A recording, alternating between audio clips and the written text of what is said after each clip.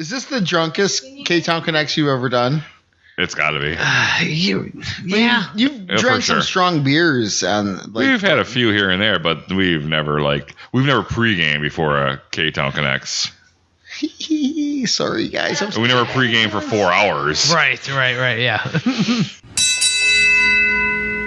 Like death and taxes, another aspect of life that we can't avoid is getting our hair cut. And for your next haircut, call Boda and Trish at Faded Barbershop for Men, located at 2227 63rd Street. They offer many different services, including shaves, waxing, color, and the good old-fashioned haircuts. Drop them a message on Facebook to schedule a great time to come into their charming old-school shop for your next cut. And if you ask nicely, they might even turn on the pinball game and let you play a game. That's Faded Barbershop for Men, 2227 63rd Street. Are you on the hunt for a fantastic burger?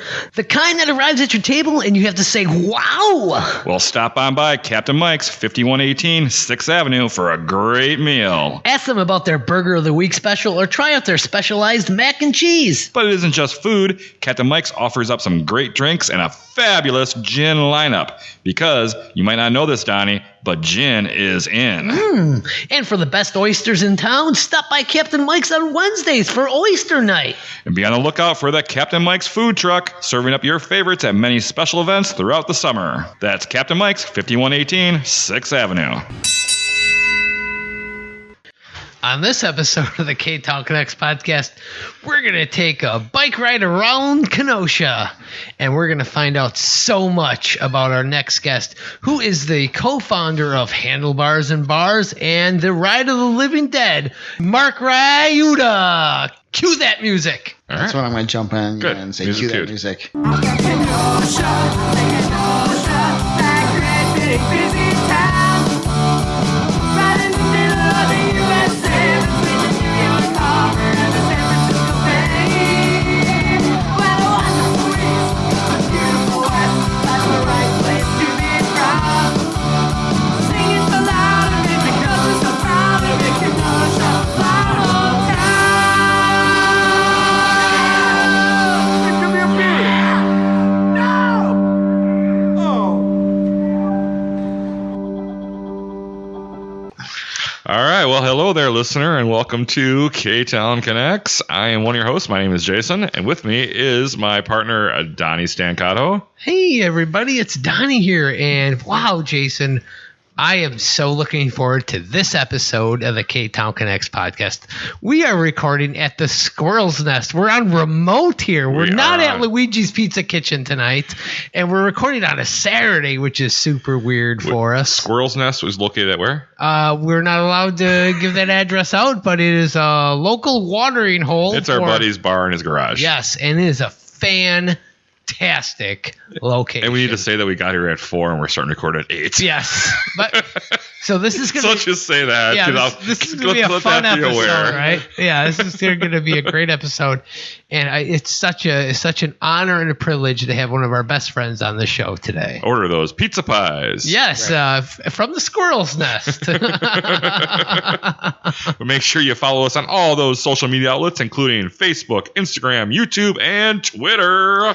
Drop us a review on Facebook or your podcast player and help us spread the word about the hottest podcast in town. And that's the Ktown Connects podcast. And don't forget to find us on YouTube as well. I said YouTube. I know, but I just want to send a reminder to everybody. We have a lot of episodes up on YouTube, and those episodes are also on Spectrum Channel 14 and on the Roku app, Kenosha Community Media, on Wednesdays at noon and Sundays at 5 p.m. So check us out there. We're as local as you can get. Amazing. I truly, madly, deeply is. We also need to thank our great theme song providers, Dropping Daisies. They kicked out a great version of Kenosha, my hometown. What a great song. I mean, I'm never getting sick of that song. It is such a great intro song. Thank you so much, Dropping Daisies. So beautiful.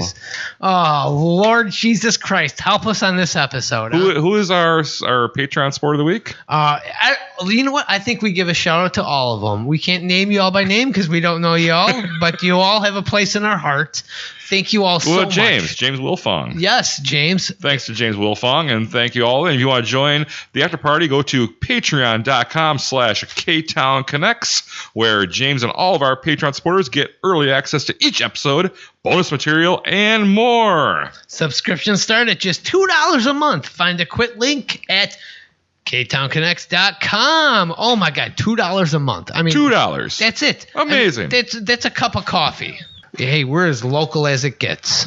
Speaking of local, today we're talking with one of the main founders of the Handlebars and Bars bike ride. Yes. Started in 2007. Wow. Going strong. It's if people remember all these zombies taking the streets on bicycles, well, that came from this guy right here that we're talking to, and that is Marc Riutta. Welcome, Marc.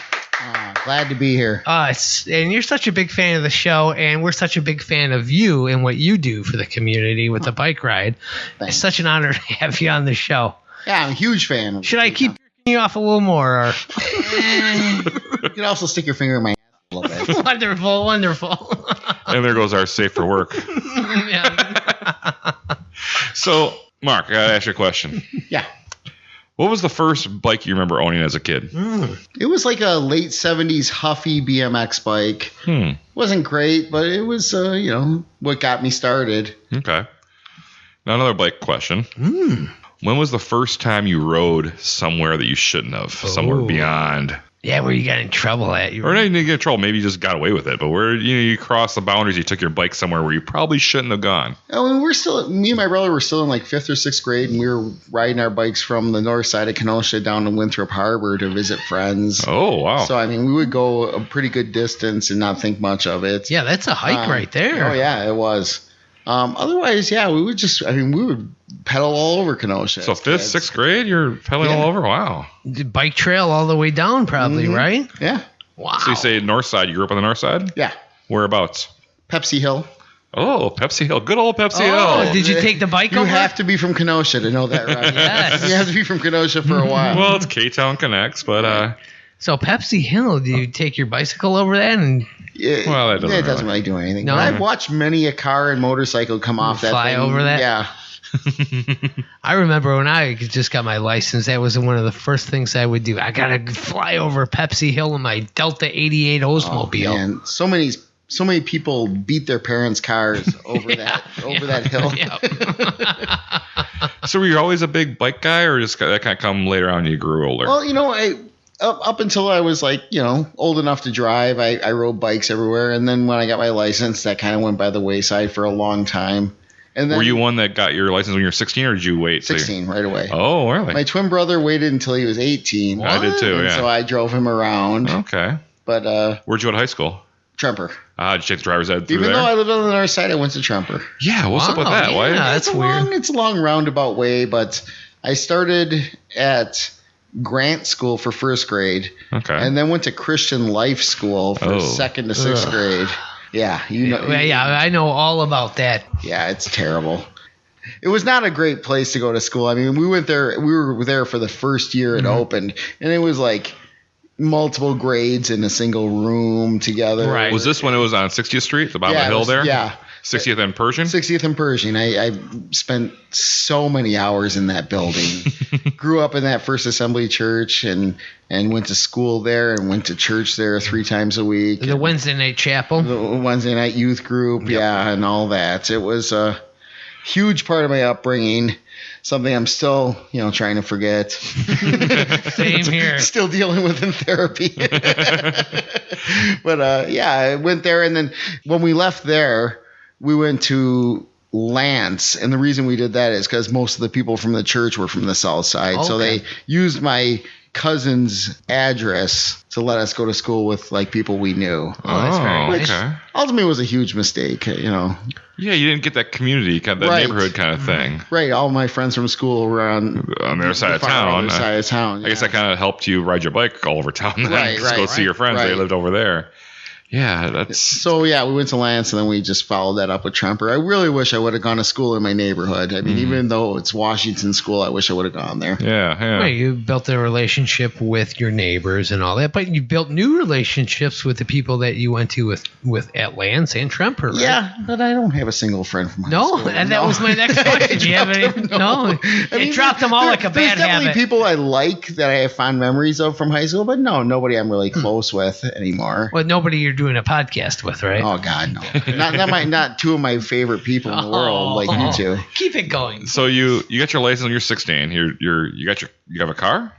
Yeah, my parents were really cool. They right away got us cars. They actually got us a VW camper van. Was one of our wow. early vehicles. Yeah, that we had. And Did you get laid a lot? it was more finger stuff. Oh, all right. But yeah, it counts. It You know, counts. it was, oh boy. You canceled. But yeah, it was a great. It was a lot of fun to have. I mean, it didn't last long because it broke down and was I mean, parents unfixable, getting their teenage sons a camper van. That's that's really. I mean, you're lucky that they weren't grandparents. They then. weren't doing a lot of like thinking about what might happen. Yeah. But it all worked out in the end. Yeah. I like that. Tell us about your first job. Ooh. Oh, that would be the Big Boy where La Fagata is now. Oh. Yeah, that was my first job, and it was easily walking distance from my house. and Okay. I loved that job. I mean, I was a busboy at first, and then I went to be a line cook after that. Oh, moving up. And I did that, all through high school and Oh, how long were you there? at least 2 or 3 years. Okay, Yeah, wow.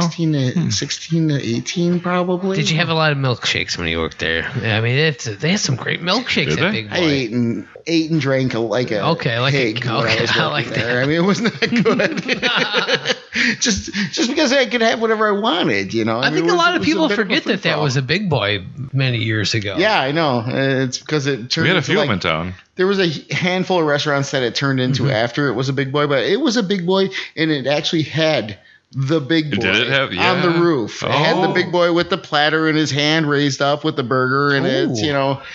So when you were working at Those- the Big Boy, was the Big Boy on 75th Street still there, or Yes. was there two? Oh, yeah, there it was was- two Yes, locations. there was There's the one on 3. 75th Street, and there was the one on Highway 50. Oh, there was Out in the three. interstate. Wow. And then there was the one on Durand Avenue over by Oh, we don't talk about Elmwood Racine. Plaza and Oh, yeah. Racine. Yeah, Well, we that's don't- we don't the do one Racine. that I would get sent to help out once in a while. Oh, okay. And holy shit, was that a dump.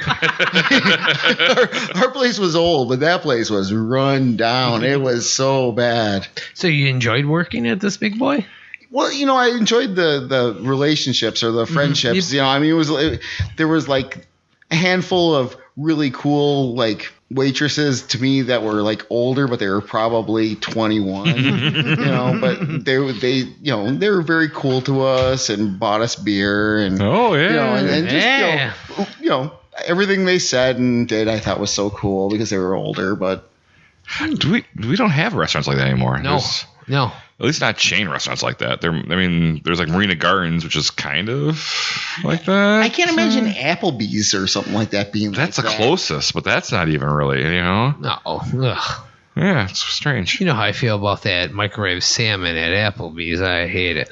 Oh, you don't like that? No. Oh, okay. No. I thought you were a vegetarian. What?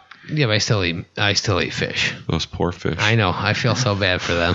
They feel the pain most of all. Yeah. Fish. Well, that's what I like. I like to inflict pain. I guess. With that, we're going to take our very first break here, and we'll be back with more with Marc Riutta. Wonderful. Mosey on over to the Downtowner Saloon, 707 56th Street, for mouth-watering Southwest-inspired foods made in their scratch kitchen.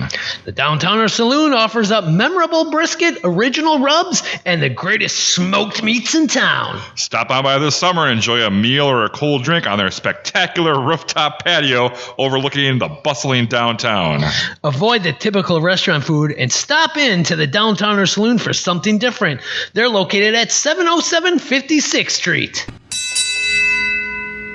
Are you looking for that perfect gift for someone special or maybe just for yourself? Stop on in at Lulu Bird, 720 58th Street and check out their newly expanded storefront with double the space for more great treasures. Lulu Birds blends the old with the new to bring out your unique personality. Joy and her staff are always bringing in new items, so their ever-evolving inventory will keep your attention with every visit. Stop on by Lulu Birds on 58th Street in downtown Kenosha for a fabulous and unique shopping experience. And we're back with more with Marc Riutta. That was a great break. Oh, what a break it was. And What a break. Wow. I made the most of that break. Yeah. We did a couple of shots together. We had a good time. So we needed. Yeah. Oh, man. And Super helpful. we're here recording. Is this our drunkest I think podcast? so. Yeah, I think so. This is. Don't blame me. Oh, we No. blame you, my Yeah. friend. Well, I mean, this It's just like church. I was a bad influence on all my. And we're here at the Squirrel's Nest recording live. Are we recording live? Well, technically we are right now. We're recording live. Right. And we're here with Marc Riutta, one of the co-founders and the inventor of Handlebars and Bars and the Ride of the Living Dead. And we're going to dig real deep into that in this segment, right, Jason? That's what we're here for. So, the year is 2007. Mm-hmm. You were a bike rider. You took your bike out a lot. I mean, Well, it started a couple years before that. I had a roommate that had left behind a bike in my shed and moved out. And it was like an old Schwinn Typhoon that was his grandpa's. okay. He didn't want it back. And my friend Doug Meyer said, I can make a beach cruiser out of that thing. And I didn't know what he was talking about. I said, take it and do what you want to do with it. And he took it and he made it into a really cool beach cruiser. So most of your adulthood up till then, you kind of forgot about bikes? Right, yeah, exactly. Okay, all right. Exactly. And he gave it back to me, and it was like, oh, this is awesome. And then from there, it just snowballed where he built one for himself, and we each built a couple, and we were riding our bikes to the bar, and it was like what we were doing. And then we started bar hopping on our bikes, just going from bar to bar. And we would go out for a day, and then eventually Ian Lund, came along, and then he joined us, and we would bar hop on our bikes. And one night we were hanging out after bar and talking about wouldn't this be fun if we did this as a group and it did an actual pub crawl on bikes with a group, and that's where we started it. Oh, that's right. And actually, Craig Pius, the owner of the port, coined the term Handlebars and Bars. Oh, that's where the real credit comes in, huh? Yeah. Wow. Handlebars and Bars. Wow, I like that. So you did your very first one in 2007. Mm-hmm. About how many people did you have going on in that? 30, maybe. Yeah. I was one of them. I was there. Yes, you were. Yeah, I was one of them. Yeah, that was great. Along with Handlebars and Bars, which is the summer ride. Right. Mm-hmm. The So one that that's- happens in July. There's no makeup or anything. There's no zombie thing. That's not zombie at all. That was just a pub crawl, and that's Okay. how we started. I don't think we didn't have any bands or anything. And honestly, I don't think on that first one we even told bars we were coming. I think we just showed up Oh, as okay. a group, and it was kind of shitty. I mean, it wasn't a great. I mean, it was fun for us, but I mean, it was a far cry from what we became. Right. Yeah. after that. Here's 30, 40 people walking into a bar. And during the day on a Saturday. Right. So, I mean, there's some bartender that's used to serving 2 people. Right. Like, It's all of a sudden having to serve 30 people all at once. That was very irritating. And yeah, so we learned our lessons early on. So then the Ride of the Living Dead, which so many people call the zombie ride. Right. First off, does it annoy you when people call it the zombie ride? No, not really. But I mean, I do love that I came up with the name. Right, Living Dead. I mean, I do love it.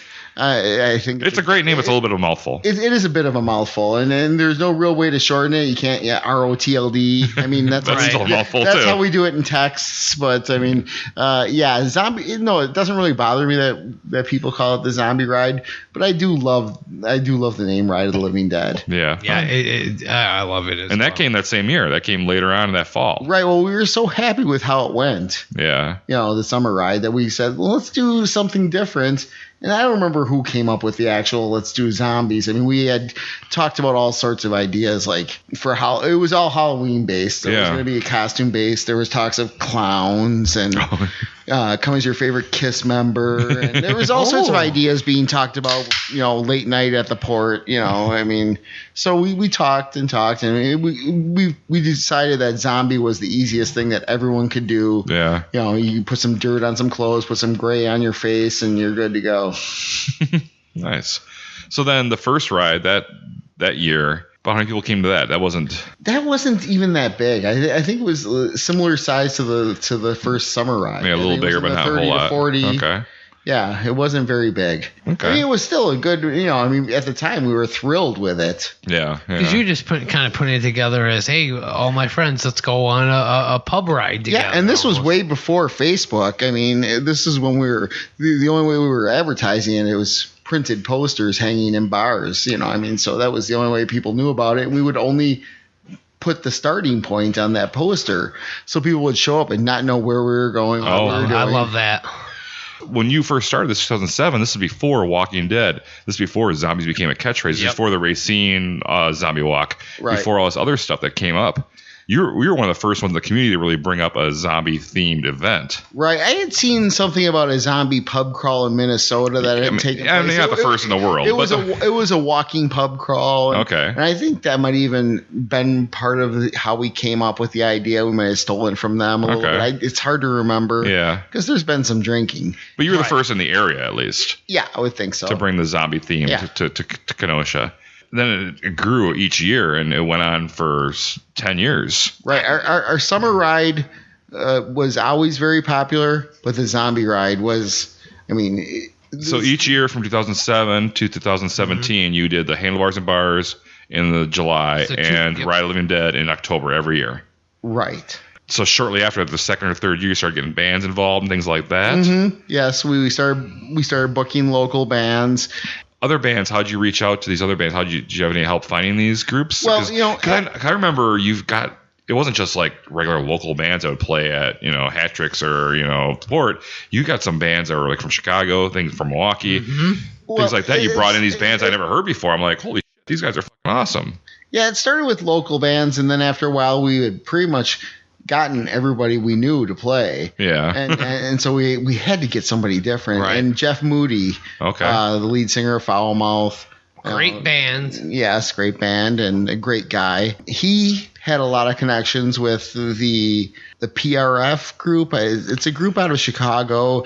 Steve Albini, the producer down there, is somewhat involved. The guy from, I think he produced one of the Nirvana albums. He produced a bunch of Pixies albums. He's a big He's a producer. well-known producer. I remember him being there, though.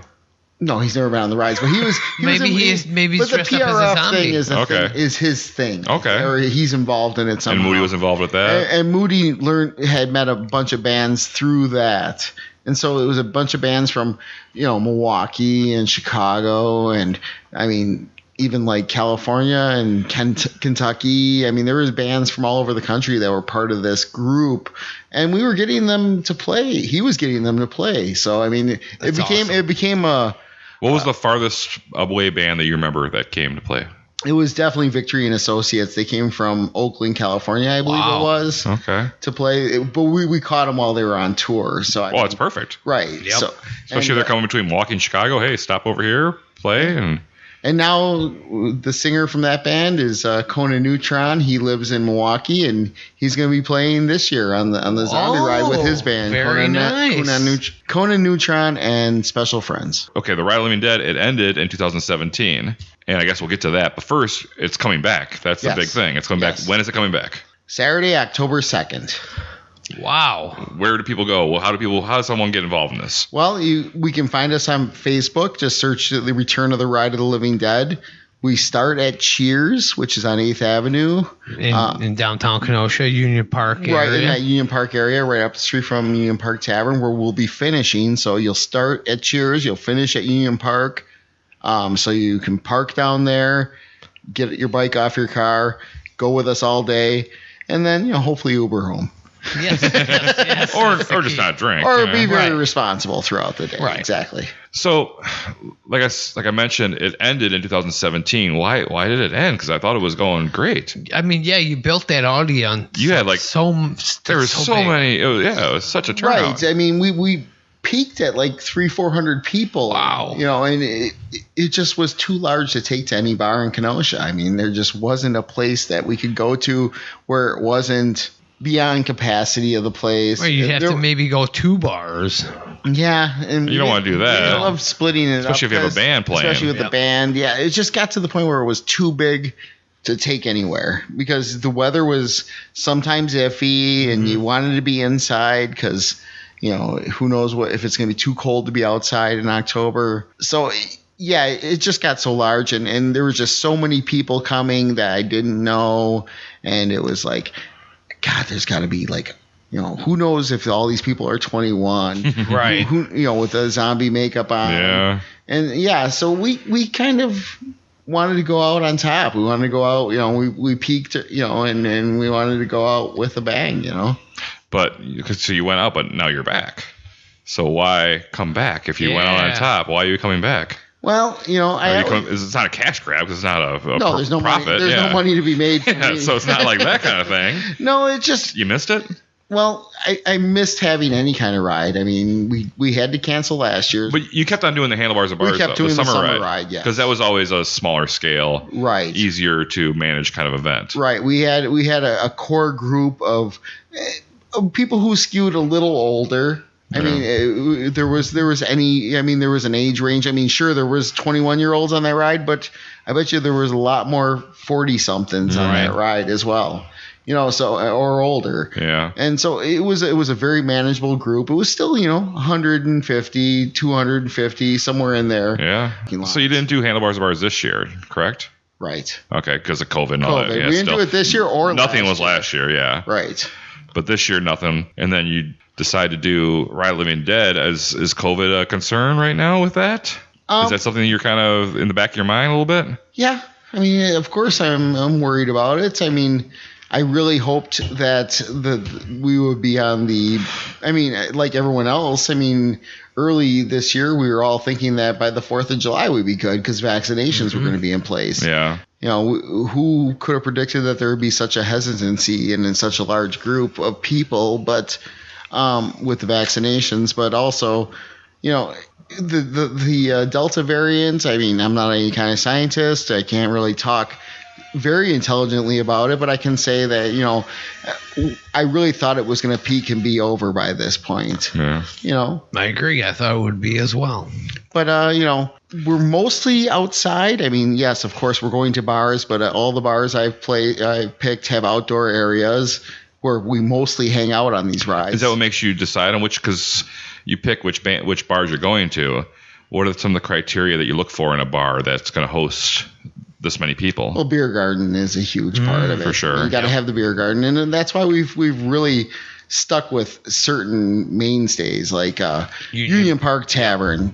You know, one of the most beautiful beer And they have gardens. one of the best beer gardens in town. Right, and just a great bar and great owner. Well, one of your things now is that you're requiring some of these bars to get like a porta potty there for an extra bathroom. Yeah, we would do that. Part of the deal, like, we would do hey, that for a while. Yeah, when the zombie ride got really big and the summer rides were up over 200 to 300 people. Wow.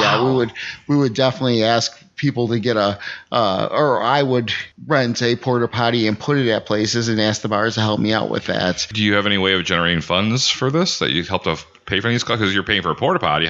Who pays for that? Well, you know, I pay the bands and I pay everyone else, and that all comes through this little fun pack that we put together where we Ooh, it sounds fun. where we it is fun. That's why we call it a fun pack. Wow. Oh, I like this And already. it's just, you know, some memorabilia from the ride. It can be a koozie and a sticker and a button, or we've done a lot of sunglasses during the summer ride, printed sunglasses. We've done printed towels. My brother makes unique artwork every year for multiple pieces. This year we're going to actually be doing a flashing bike light, Oh, nice. a koozie. a sticker and a button, and it's going to be in a pack for $10. And so if I want this, how do I? If I'm coming to the ride, I want this fun pack. I want to have some fun. Well, starting first thing first, you got to get there early. Yeah, because they sell out quick. I don't want to carry that shit all day long. right. So I want to sell my last fun pack on the second stop. Okay. Because I want to be done carrying. So they have to find you on the ride, and you sell them. Me or JTB here, Jason here will look for me. I'll be there for the first couple stops, and I'll help you sell them as well. Oh, okay, great. I'm gonna hold you to Please that. Please do. I have it on the calendar, so I will be there. Oh, it's on the calendar. It's on the calendar. But you can find Mark. He'll be the one riding the tandem. Yes, with his lovely wife with the loudspeaker connected to it. Right. There'll be a big a pole with a megaphone on the back of my tandem. If you just ask some people where you can find a fun pack, they'll point you in the right direction. Yeah, you won't have a hard time finding me. When we start at Cheers, I'll be sitting there in the backyard selling them at a table. I'm sure. Yeah. Doing 2 rides every year was a little bit much. I mean, it kind of monopolized my summers. Where I'd be spending all of June planning the one for July, and then as soon as August comes, I'm starting to work on the stuff for you have zombie ride. You said you have the fun pack, which helps raise funds. You also have another thing. You have the raffle bike. Oh, right. We always raffle off a raffle bike. This is the best part right here. And how long have you been doing this? When did this start? Well, that started, it had to be like the 3rd or 4th ride. Okay. Ian Lund started the raffle bike, where he just bought an old Schwinn and cleaned it up real nice and repainted it and did a nice job with it and raffled it off, sold some tickets and raffled it off. And, once he stopped doing that, I took that over. And every year I've built every ride 2 times a year. I was building, or not building, but I was buying rebuilding pretty much. Yeah, rebuilding an old Schwinn and raffling it off. This year we have a 1960 Schwinn Speedster. Ooh, and it's a middleweight bike. It's a awesome black cantilever frame bike. I mean, I know that means very little to most people, but it's your typical beach cruiser style bike. How does someone win this? Well, they would buy a raffle ticket. We sell them for $3 a piece or 4 for $10 at the ride, and this you sell throughout the day. All throughout the day, we sell those. You just tickets. Find you. Yep. Find the guy on the tandem. Yep. And I will sell you some tickets, and that all goes towards paying for the bands, the PA systems, the sound. I'm not renting porta potty. This year I'm not renting any porta potties this year because COVID is keeping the numbers from going into the multi-hundreds. Crazy, yeah. Yeah, I mean, so far, I mean, we're at once this episode comes out, 122 going on Facebook right now. So, well, after this, it's going to be over 300. Oh, Jesus Christ! So, Mark, throughout the years, you've had hundreds of people that come on these rides, these Ride of Living Deads. Most people are just like zombies. Some people are, take things a little differently. What are some of the most interesting, like, zombie costumes and makeups that you've seen that really you remember throughout the years? Well, I do love it when people, like, actually plan group things, get together and, like, pre-plan what they're going to do. And I've seen so many over the years. I mean, there was the group that Becky did back in the day, Becky Meyer did with the Bloody Marys, where it was like a softball team of zombies, and they were called the Bloody Marys. Yeah, there's just been, I mean, you don't just see zombies. You see people in costumes, and then they take that costume and make it a zombie. So. Well, that's a lot of people have the idea of they do like one costume for Halloween one year, and next year they zombie it up. And, Right. I mean, I've seen zombie Pinocchio. I've seen zombie Jesus. There was that Disney. Yeah, we had zombies Jesus a lot of times. But I remember one year we had like a zombie Disney group. Right. Like a Pinocchio and a Snow White, and they looked great. And there was the zombie Wizard of Oz group. Oh, yeah. Which that was a group of people that have been very faithful to the ride. They've been around for years, going to many rides. They've won raffle bikes. They've won multiple raffle bikes in that group. Yeah. So, I mean, you get a lot of interesting costumes. I'm hoping that we can bring that back. I mean, it's been a few years. I'm hoping that we can get that back, but now if someone like doesn't really know, well, I don't know what to do for a zombie thing. I don't know what to come up with. I don't know how to do zombie makeup. What should I really do? Can you like give them some really basic, like, tips on what they need to buy from the store. Okay. What they need to do to really just come across, get the zombie look. Really, it's not hard. You just get yourself some gray makeup, some black makeup. Yeah, but you just get some gray and black makeup, those two colors, or you can get some red. I mean, but you just pretty much gray all over your face, black around the eyes, maybe a little gray in your hair, like dust or whatever. Dirty up some clothes with some mud. You're a zombie then. Get some fake blood. I mean, fake blood is key.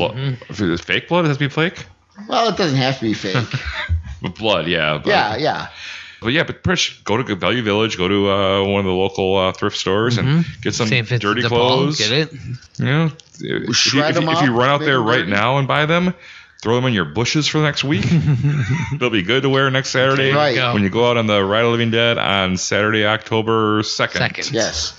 I mean, you have to really dirty up your clothes. I mean, I've seen people come as wearing whatever. Well-dressed zombies. I mean, that's true. The year that we got married, we went as a bride and groom zombie where I went and got a tuxedo out of the basement at Mike Bjorn's. Great place. And Raven had where did you I got a dress from St. Vincent de Paul. Right. St. Vincent dress. And that was a great ride. And I mean, really, almost every year we did the zombie ride, I spent up till the days before planning everything else that I really never thought about my costume all that much. Yeah. I mean, my costumes have never been anything great. Well, it's a whole range of people that go. Some people go all out and go crazy. Yep.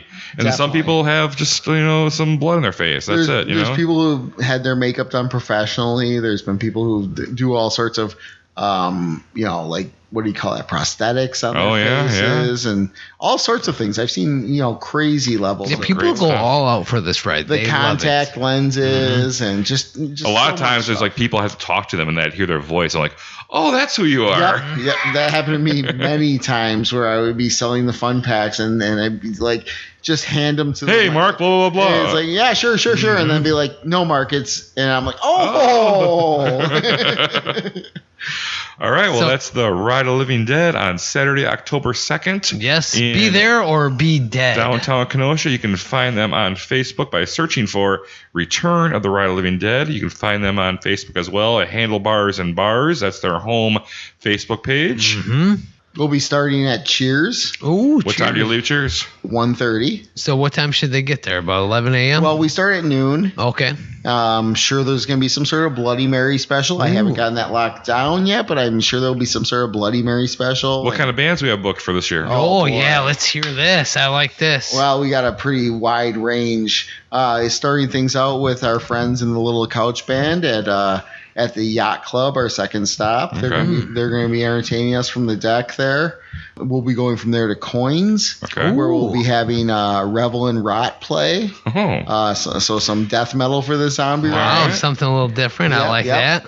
And then over to Hat Tricks, where we're going to have Indonesian Junk, some 70s style punk rock, which a great band, just a lot of fun. Where are they from? Are they from? I believe they're from Milwaukee, but I mean, there's band members that are Kenosha people. Okay. So cool. Yeah, great band. And then we'll be going from there over to Flint's Inn, where we're going to have a band from Chicago, I believe, called Stick Horse. It's kind of a you have to hear it. It's definitely a Jeff Moody band. It's your noise rock type. Okay. So my kind of thing. Yeah, very fun, very fun. Then we'll be finishing at Union Park Tavern with Conan Neutron and the Special Friends. And then there's the after party at the Port. Oh, the after party. What's this? What? Well, we typically finish at Union Park Tavern. We do the raffle for the bike. Oh, that's where you do the drawing there. Yes, we do the drawing. But if someone misses out and has to go home early, can they still win the bike? Yes, they can. We have them write their name and their phone number on the ticket. And there has been instances where people already left for the day, and we call them on stage and tell them they won the bike. Sometimes they come right back and get it, like Kenny King, and then ride it around the block 20 times, screaming and yelling. But yeah, you don't have to be there to win the bike. We will hold on to it for you and get it to you. But yeah, well, I can imagine if you come there with a bike and then you win a bike, right? I didn't get a second bike home. I know. And in my experience, I'm drunk after the third place. Yeah, well, that has been your experience. Yeah. Yeah, there's a lot of rounds of shots being bought. Yes. When you're It's such a great time. And you, Jason, Doug, and Ian have done a great job at putting this together. It is fantastic. And Jeff Moody. Yes, and Jeff Moody with the music. Definitely. Kudos to all of you so you. much. I mean, it's a Kenosha tradition. It's glad to have it coming back this year because I think people need it. People need it to break. Yep. So, Right. So get that zombie makeup. Get out to the Halloween store soon. Grab some makeup. Grab some clothes. Get that bike and get down on August 2nd, starting at Cheers. October 2nd? October. What did I say there? August. You've been doing that all day. I keep doing that fucking all day. Edit that shit out. I'm not doing that. Off. And get down to Cheers on October 2nd to be right there on the Ride of the Living Dead. The return. Yes, Oh, you're the Ride of the right. Living It's the Dead. return. It's back, baby. It's back. And we'll be right back with Marc Riutta with some Kenosha Connects and some trivia. Ooh. This Friday, get on down to Union Park Tavern, 4520 8th Avenue, for their famous fish fry, voted best in Kenosha for the last 9 years. But that's not all. Union Park Tavern is now serving up great food 7 days a week, including their weekend brunches starting at 8 a.m. And if you enjoy live music, they have you covered there as well, with open mic night, piano jams, karaoke, and some of the greatest local and regional acts. Also, be sure to check out their beer garden, one of the best kept secrets in town. That's Union Park Tavern, 4520 8th Avenue. It's a different world out there, and you need your business to stand out above the rest. To achieve that great online presence, contact Matt at Bluehorn Digital. Matt and his crew are Kenosha-based Drupal and e-commerce consultants ready to deliver your web publication needs. Bluehorn Digital is committed to funding Open Source Software Association for sustainable community growth. To find out more, visit their website at bluehorn.digital. And we're back from that great break. And what a great break that was from our great sponsors. Thank you so much for the support. We really appreciate it here at the Ktown Connects podcast. For sure. And what time is it now? Oh my goodness, it's time for the Kenosha Connects with Marc Riutta, one That's of the co-founders of Handlebars and Bars and the Ride of the Living Dead, which is coming back October 2nd of this year. We just said that before the commercial. Well, we got to plug. All right. What's up next? Our Kenosha Connects. And that is brought to you by Carbox. Beep, beep. They're located at 1750 22nd Avenue. And be sure to visit their virtual showroom at www.carboxwi.com to see all their inventory available for purchase. There you'll see detailed information about each vehicle, a photo gallery, as well as convenient ways to contact them for more information about your future vehicle. Once again, Carbox is located at 1750 22nd Avenue. Give them a call at 262-558-4447.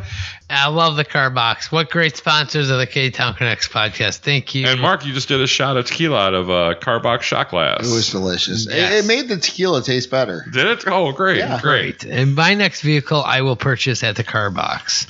So now we're getting into the Kenosha Connect. All right, Mark, are you ready for Kenosha Connects? Bring it on. All right, what was the last great meal you had in Kenosha? Well, had a delicious dinner from Vallejo's tonight. That double stuffed spinach pizza. That was unbelievable. Yeah, we all had some of that. It was Delicious. fantastic. That's They awesome. delivered it right to the squirrel's nest. Yes, they did. Vallejo's does a great job. And They do. Go into the archives and listen to the Vallejo's episode of the Ktown Connects podcast. And Vallejo's can hit us up at ktownconnects@yahoo.com to become a sponsor for season 4. There you go. All right, Mark, where in Kenosha would you recommend someone go for a first date? Ooh. The Ride of the Living Dead. Well, that would be a nice first date. I mean, our friends Craig and Boda met on one of our bike rides. Oh, So I mean, yes. now they have a happily beautiful married child and live they're beautiful- yep. married. So Yeah. love connections do happen on Handlebars and Bars and Ride of the Living Dead. Who is your favorite famous Kenosian? Ooh. That'd be Al. Oh. Al who? For tasting more, it's Encore. Yes. Yes. All right, favorite local place to see a band? I mean, I like seeing bands at the Port, but it's not a great venue. Mm-hmm. I mean, You can't really see the band at the Port. Right. You definitely can't see the drummer. it's more just a thing that you're at. It's not really. Yeah. I mean, Hattrick's has the best like stage and setup like that. So I mean, I've seen a lot of shows at Hattrick's. I've seen a lot of shows at the Port. We're gonna say Hattrick's. All right. Okay. Well, great. How about your favorite park in Kenosha? Ooh. Stop saying ooh. Yeah, it's always such a ooh. like you never heard that question before in your life. Can't help it. I'm just It's so intrigued by what's your answer going to be. Well, I mean, there was a point, I didn't really go to a lot of parks as a kid, but I went to a lot of parks as a teenager. And because they would offer, like, there'd be shelters where you could go inside the shelter, like inside a slide, like tunnel type thing and hang out with a girl. And so, I mean, there was some fooling. What do you mean hang out with a girl? In a slide? Well, or in a, in like, how they would have like those little like houses they would build around the slide and stuff. So what would you do? Like a little kid's gazebo that you would filthy with some woman's juices? It's just mostly talking and kissing. Oh, okay. Getting to know somebody. Right, Yeah, exactly. I totally know where you're coming from. But mainly we were just sneaking off from our parents' house to go smoke cigarettes and stuff like that and pot and whatever. All right, Mark, I know you mentioned Vallejo's already, but let's see if they ring true. What's your favorite pizza place in Kenosha? Yeah, right now Vallejo's is definitely the one I order the most. I mean, I love Kaiser's. I think the Beast is my favorite pizza of all time. A great pizza. But I do, I cycle. I cycle through the different. I mean, Vallejo, and it's Vallejo's, Kaiser's, and Carl's. Those are the three I really cycle through the most. Durango's is done. Yeah, that's what I'm hearing. It's not good. You know, a friend of mine posted something about Pa's Pizza. I've had Pa's Pizza in years, and she said that all about Pa's. She said she got Pa's Pizza and it tasted just as she remembered it. It was excellent. Ooh. So I think because Pa's Pizza was my family's pizza place Same when we here. were kids. The entire time I was growing up, it was a large cheese and sausage with extra cheese. We were My a dad Pa's ordered it Pizza every family. time. Like every Tuesday, Wednesday, whatever it was, something like that. We ordered Pa's Pizza. Wow. And it's been a long time. I think I need to try them again. Yeah, Pa's Pizza. It's forgotten about it. But they're still there. I never think of it. Yeah, somebody's buying them because they're still there. Mark, where can I get the best burrito in Kenosha? Ooh. I don't consider myself to be some burrito aficionado because I like the sirloin tip burrito from Tacos El Rey. I mean, that's a great burrito, but it's not authentic at all. Looks like dog food, but don't taste like dog food. The beef stew burrito, my friends call it. Oh, it's delicious. But it is delicious. Yeah. I do love that burrito. I mean, El Serape's got a good burrito. I mean, Tacos El Norte's got a great burrito. Yeah. All right, Mark, I got one for you. Which now closed Kenosha business do you wish you could bring back? Big Boy? Well, Big Boy would be nice. I mean, that would be awesome. I mean, Fur by Us, I remember going to as a little kid and thinking it was an awesome adventure. Yeah. And when my mom would take us there. I would probably say Fur by Us. All right. When's the last time you put your feet in Lake Michigan? Earlier this summer. Wow. Okay. Oh. Did you actually? How deep did you go? Ankles. Not very deep. All right. All right, Mark. What is one thing you wish you could change about Kenosha? Let me think about that for a second. No, please do. I can edit that out. And definitely edit out my thinking. I guess the one thing I wish there was more focus on putting new businesses like down on the east side of Kenosha instead of everything being built west of Green Bay Road. And there's still a lot of us down here, and it's like I call that New Kenosha. Yeah. People say, "Oh, let's go out to Iguana." Oh, you want to go out to New Kenosha? Yeah. I call that Chicago North or whatever. Yeah. All right, how about this one, Mark? In which Kenosha bar do you think you spent the most money at? Ooh, I knew this one was coming. I thought about it earlier today. And it's got to be a tie between the Port and Patios. I mean, really. Yep. Because both have been my home base for long stretches of my life at different times. Union Park Tavern is definitely coming up because they have food and I go there for meals and I meet you there for lunch every once in a while. Yeah. So, I mean, but if I had to guess, it's probably Patios I've spent the most money at. Yeah, if somebody asked me the question, I think it would be either the porta patios for myself as well, because you and I have had our adventures at both those places. Yeah, we spent most of our time during that time at patios. Yeah. So, I mean, I would say patios probably. It's a good, nice bar. Yeah. Nice bar. And then our final question that Kenosha Connects. Big Star or The Spot? I'm guessing Big Star because it's right up the street from you. Well, it's definitely the one I've had more recently. But you know, it's also it's been here since I've been a kid, so you know, it's always been there, and I guess I take it for granted. Yeah. So is that your answer though? I honestly think the last time I had The Spot, I think their burgers are a little better than Big Star's. All right, when that Kenosha Connects was brought to you by Carbox, and they're located at 1750 22nd Avenue. Go get a new vehicle at the Carbox. Go over there and say hi to Scott for us and purchase that new vehicle. And right now we have trivia. What time is it now, Donnie? Ding, ding, ding, ding. It's trivia. And trivia this week is brought to you by Lucci's Grandview.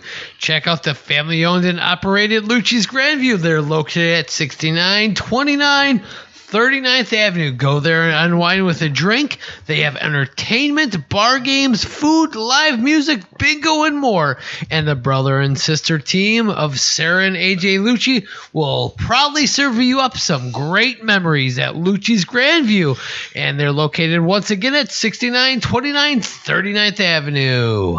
On the old Grandview Avenue. That's right. Don't forget about that. So let's get into this trivia, huh, That's Jason? right. It's time for trivia. I mean, you don't sound drunk at all. I'm sure I do too. So it's time for trivia. And this trivia is brought to you by CBC.ca, which is a Canadian website. Oh. It's called CBC Kids. And it's a bicycle trivia. Ooh. Mark, did you know that people have been riding on two wheels since bikes were first invented? That's pretty. That's the headline. I never heard that before. That's the headline. It sure fucking makes sense. I like that. And here's your chance to see how much you know about bicycle riding and all things bike related. Are you guys ready to begin? Do this. All right, Donnie, we're going to start with you. All right.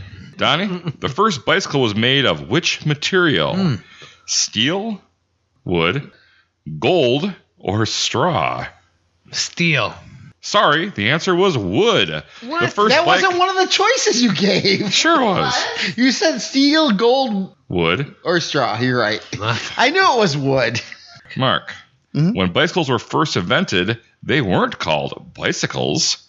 What were they called? Ooh. Riders, propellers, cycle tops, or velocipedes? Velocipedes. Correct. The term velocipede, say velocipede, is French for fast foot. The word bicycle was first used in 1868. Interesting. Donnie? I'm ready.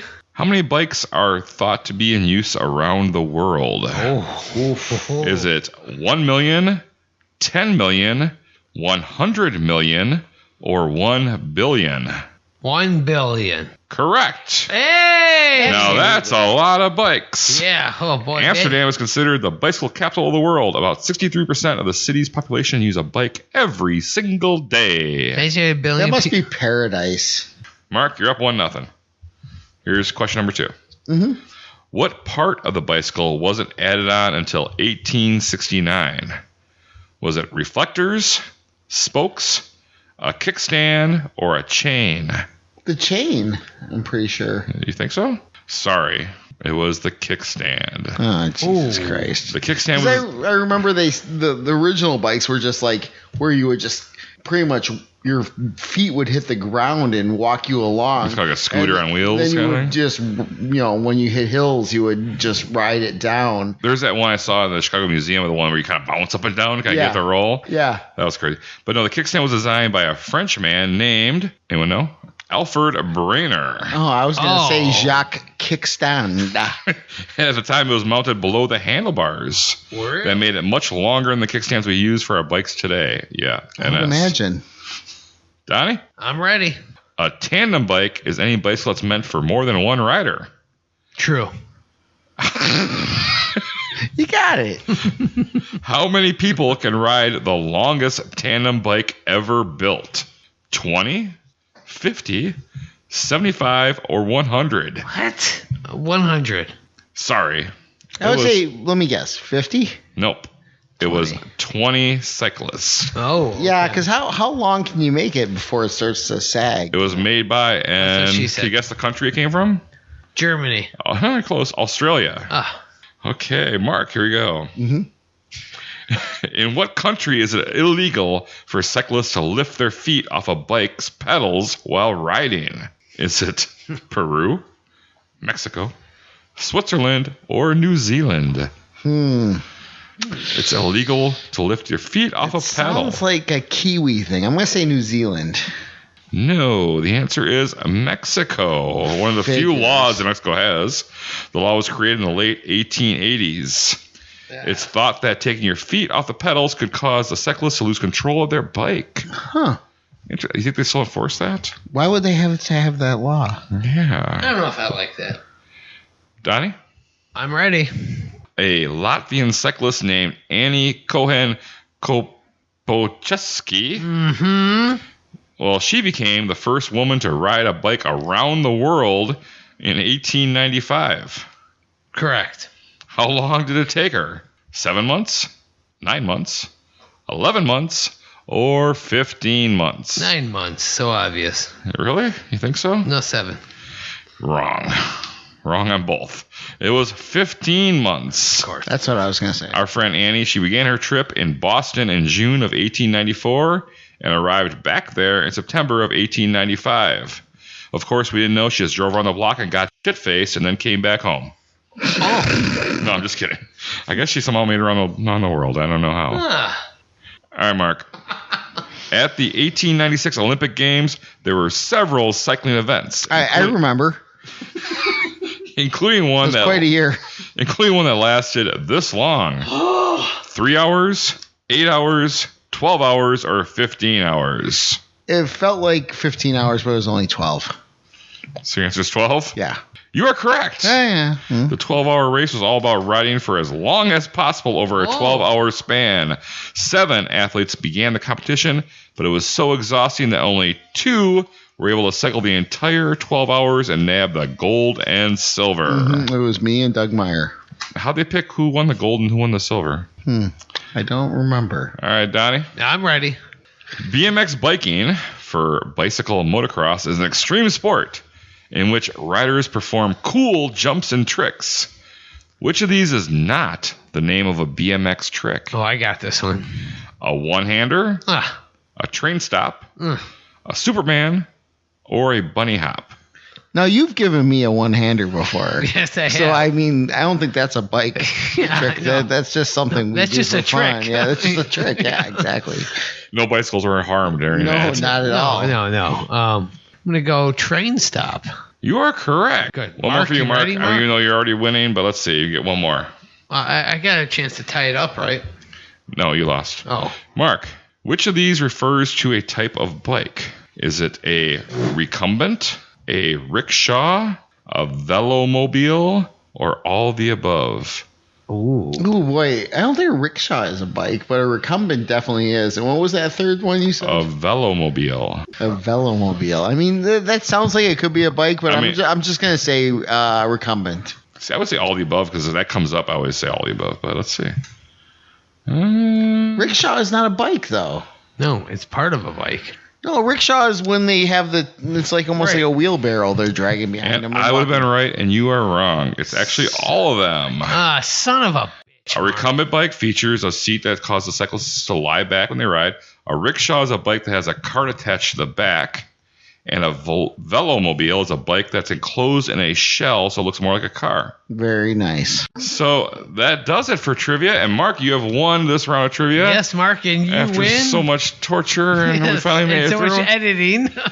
And Mark, what does he win, Don? Mark, you win a free coffee to Common Grounds looking at 5159 6th Avenue. Ooh, I can't wait to go Yeah, make go in Rennie there. make me that coffee. Yes, go in there and say hi to Rennie Crucianelli, and he will will gladly make you that coffee. He better. Yeah, he will. He'll do it. Just tell him the Ktown Connects podcast sent you, and he will probably give you an extra little spit in it. Oh, yeah. That's awesome. I can't But wait. yeah, so congratulations on beating You might the want to trivia. leave that out. It's about the spitting in the coffee. Yeah, maybe. I'm probably going to forget a lot of these edits, so.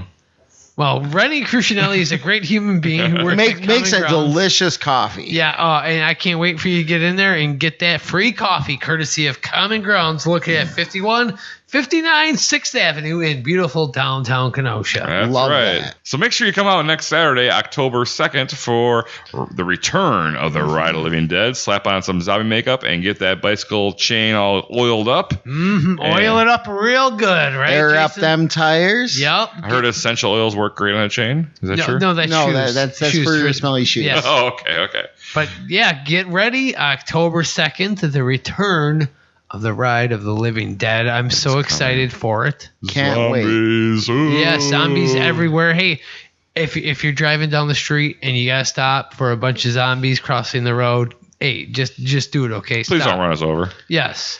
God, I've seen so many people get so angry about having to wait. For yes. Most people are cool though. Yeah, Most I people know, are but smiling and just waving, yeah. and they're cool. But some people are like, yeah. Do you want to give us the starting and the end point and all the stops in between? We did that already. Well, it's there's fine. one more time before. No, we they go. heard it already. Okay. It's fine. This episode's already way too long. And let's thank some of our great sponsors who make this whole show possible. And we're going to start off with Lulu Birds, And Captain Mike's, Union Park Tavern, Equinox Botanical Boutique, Carbox, Downtowner Saloon, Faded Barbershop for Men, Bluehorn Digital, The Lettering Machine, Lucci's Grandview, Common Grounds, Faded Barbershop for Men. and of course, Luigi's Pizza Kitchen. Oh! Order them pizza pie. Ah, there we Hey. go. And we've made it through this episode at the Squirrel's Nest. We've had a few too many to drink, so I hope you guys enjoyed this episode. I had like 2 White Claws. 200. Mark, thank you for inviting us here to actually record this episode for Handlebars and Oh, Bars, it's the my Ride of pleasure Living to have Dead, you guys and we here. love It's you so awesome. much. You're one of our best friends. Love and, you guys. and thank you for all the support. You show us so much support. We really appreciate it. I'm very proud of you guys. This podcast is awesome, and I love listening to it every Thank week. you. Thank you And now so much. you're a guest. Yes. I'm happy to be here. So, Donnie, let me ask you a question. Please do. What are we doing here? We are Connecting Kenosha! Jesus Christ. Do we blow up your levels there? Yeah, but that's all right. I'm from Kenosha, I say Kenosha, that great big